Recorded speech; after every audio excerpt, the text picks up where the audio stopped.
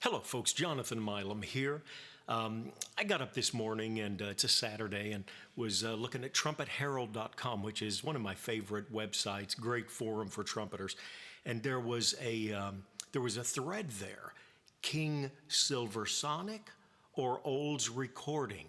And then underneath, Jim Hatfield, a good contributor there, he said, "Which do you like best?" Well, I hadn't played my King Silversonic for a while, and I just picked up an Olds recording not too long ago, so I got them both out and I was playing them. I'd been thinking about my King Silversonic quite a bit lately, and then I went back and I couldn't find the thread. I was going to make a video to put on there, and I looked and looked and looked, so I started from the top of the forums and looked down. It was cornets, and I don't have a King Silversonic cornet. So I'm going to do one about trumpets. This is King Silversonic from 55, if my memory serves me correctly. And I've worked with the brass. I've got it just about black a few places. And I love this. I love the look with the bright silver, sterling silver lead pipe. And, then you've got your dark brass. Of course, it's not all got the patina yet. But the Silversonic's beautiful horn, gold-washed bell. And so we're going to play today. It's an old song, great soundtrack. I think it's by Fruition Music, but I'm not sure. If I can find out who it's by, I'll try and put a link up there. Jesus Loves Me, but done kind of with a newer twist to it. I think you'll agree. Hope it turns out okay. Hope our balance is all right, and we'll just see how we like better, the King Silversonic or the Olds recording.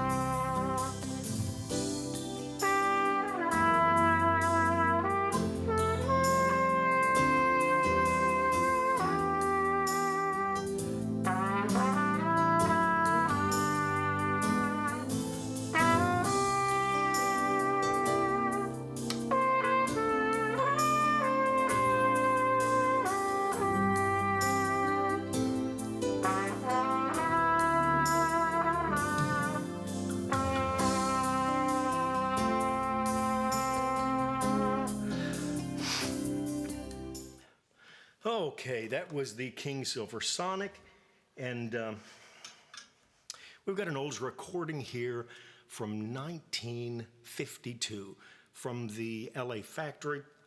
You might have noticed on the pick for this, the lead pipe is just down a little low. I've got to get it into a shop, a few dings. I thought when I got it, it was all lacquered, but I'm beginning to think now that it's mostly bare brass. And I kind of need to polish it because it's really looking a little variegated in the color as it gains a little bit of patina. Okay, we'll do that same song and we'll put it back a little bit. You believe I'm having an attack of nerves? Can you believe that? Man, I'm so nervous I can't even hold out a tone. It's getting all wobbly on me. All right, same soundtrack again.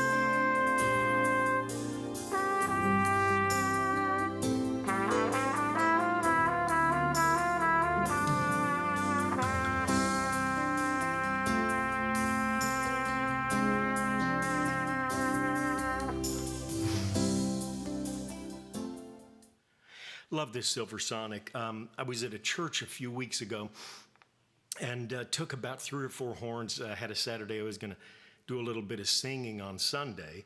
And so I took these horns along and was playing this in the sanctuary, pretty big sanctuary, probably a 40 or 50 foot ceiling, and it probably seats at least 300, but just a good, big room. And this trumpet really surprised me.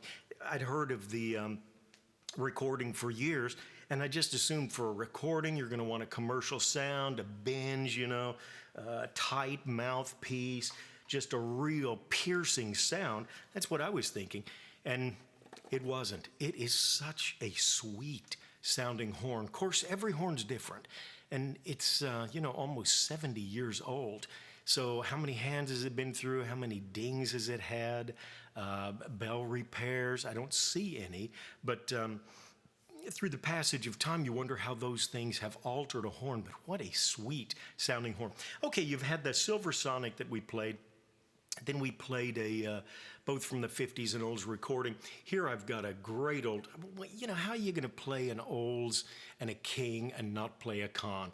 This is the 12B with the heavy copper. They called it Coprion bell, and usually a very mellow sound, but we'll see what you think, and we'll play, of course. We'll do the same song. Let me get it queued up here. Okay.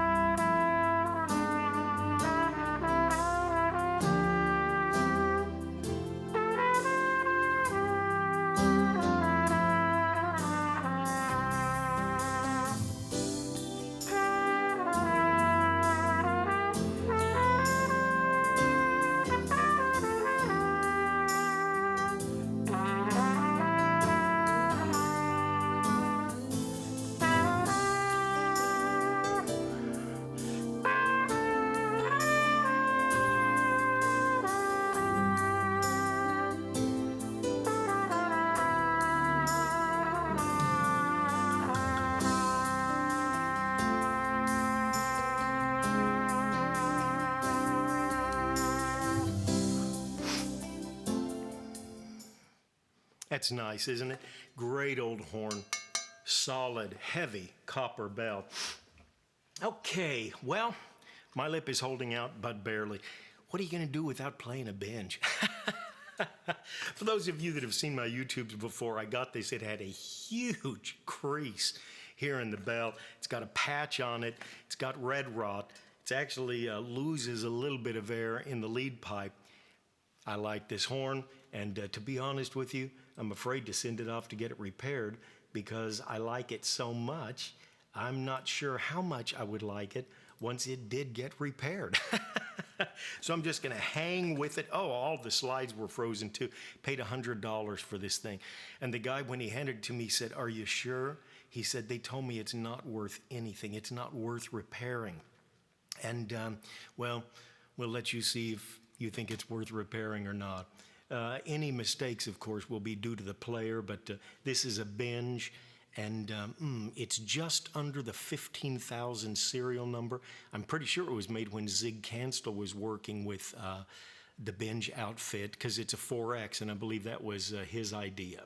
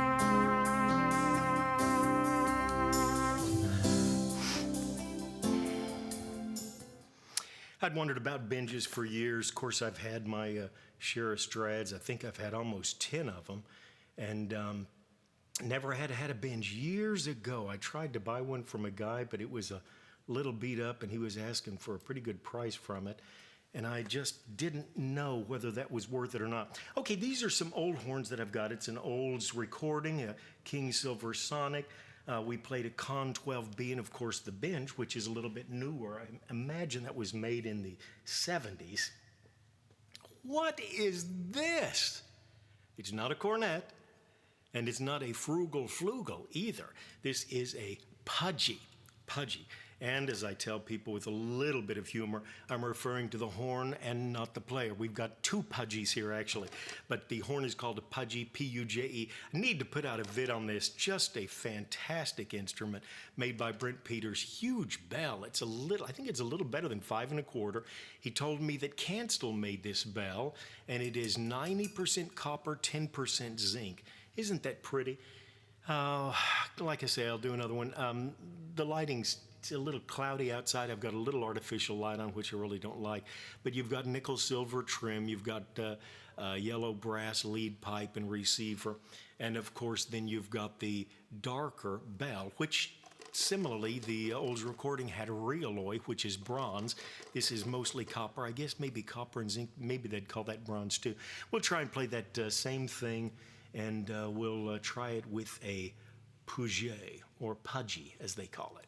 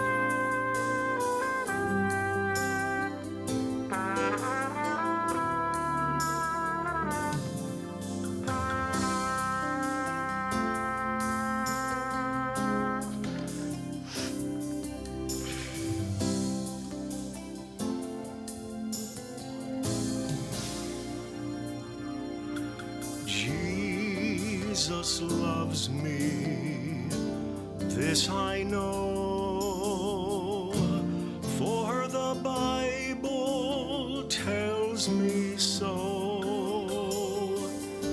Little ones to him belong, they are weak, but he is strong. Yes, Jesus loves me.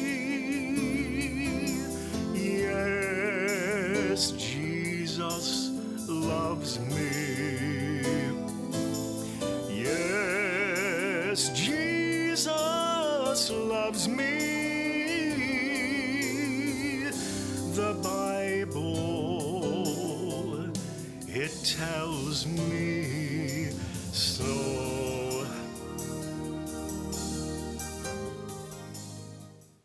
All right, and then the song goes into a great, great key change. I think that is Fruition Music. I mean, you go to Amazon.com and you look up Fruition Music and you pay 99 cents for a backing track like that. What a steal. What a steal. Great song. If you're into the horn and, you know, the words offend you, I'm very sorry. But that's such a pretty song. You know, we learned it as kids in Sunday school, and if you didn't, it's a great song to remember. A pleasure being with you today. Hope you enjoyed it. Love to hear your comments on the horns, the King Silversonic Olds recording, Conn 12B, we got a Benge, and then the lovely Pudgy, which will merit its own video before too long. Take care, folks. Stay well in these times. We got COVID raging across the United States, and a lot of sickness. It's midwinter here, I guess, late January. Heard of a friend, an acquaintance from the airport that's just a great guy in the hospital. Prayers for all of you that are feeling bad. Hope life is treating you okay. If not, hope you can glean some joy from music at any rate. Thanks for joining us. Never too late for the thumbs up. Love the comments if you've got experience with these horns. Take care. Until next time. Bye-bye.